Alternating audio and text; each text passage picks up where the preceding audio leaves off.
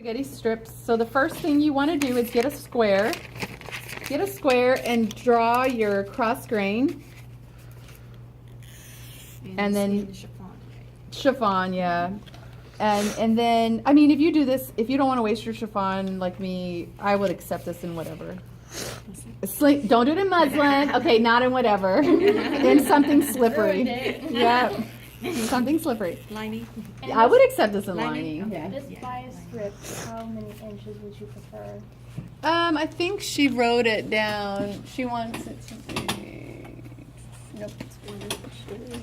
Oh, the width is important. I'll write that down. But I think there was a length because one year somebody gave us like a little shrimpy, and we were like, okay, seriously, that is not acceptable. Yeah, I just meant Okay, I'll put it here.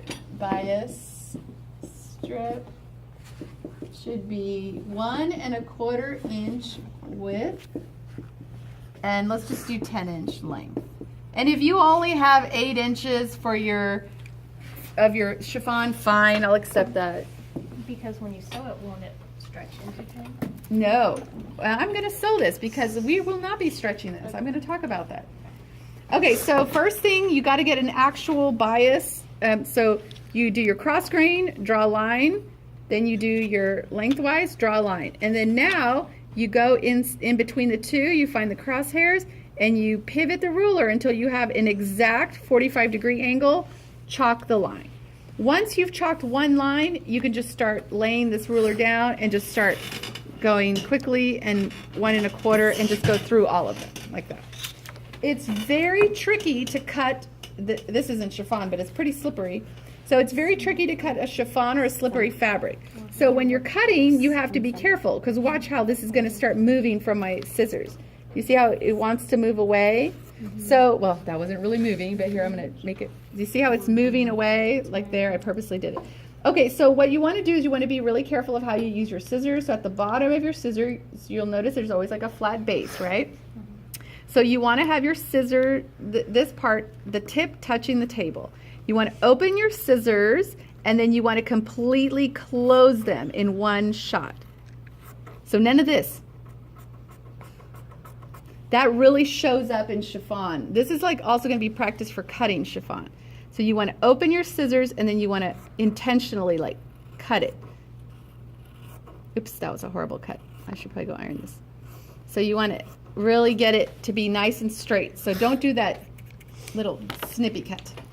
Okay, so once you have it cut, I'm going to use, oh gosh, do I have to use this home sewing machine again? Oh my goodness.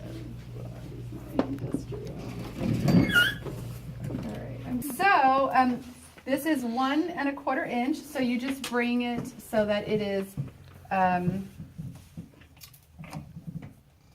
the two cut edges matching. And so again, whenever you start sewing something slippery, you want the two tails of your fabric to be going towards the back. Sink the needle into the fabric and go forward 1. And you could even do that by just hand cranking it. It's at 3. And this is right to right, correct? Yeah, because we want to, what is going on with this? Are we sewing at 1/4? Yes. Yeah, you're going to sew this at 1/4 inch, which is the edge of your foot. And then as soon as you start, you want to use the 2 threads to help it get under the feed dogs. And then once it's under the feed dogs, you're pretty much free to go. Okay, you do not want to stretch it. Yes, I understand that it will stretch as you sew because it is on the bias, but you don't want to encourage any more stretch than will happen. If you stretched as you sewed something, what would happen when it relaxes back? We saw this with the flutter edge, remember? So we don't want our spaghetti strip to be twisting like a curly French fry. So we don't want it to be, and don't do that, you'll hurt your finger. 1/4 inch, and you guys know